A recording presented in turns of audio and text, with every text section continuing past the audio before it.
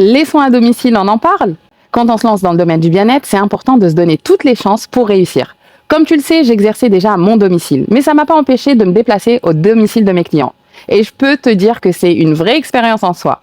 C'est pratique pour les clients parce qu'ils n'ont plus besoin de se déplacer, plus de bouchons, plus de retard. Et en plus, tu crées un vrai lien parce que tu entres dans leur vie. Mais à côté, on va être honnête, c'est aussi très fatigant pour nous.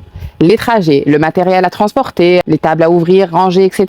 Les imprévus, les annulations de dernière minute, tout ça, ça peut user à la longue notre énergie. Je me rappelle d'ailleurs d'un sportif de haut niveau que j'accompagnais sur la technique des ventouses et pour la première fois, il m'a demandé de venir à son domicile. Bon, déjà, il habitait au centre de Paris, donc merci les galères de stationnement. Et puis la deuxième surprise qui m'attendait, c'est qu'il était au 4e étage sans ascenseur et bien sûr, je ne le savais pas.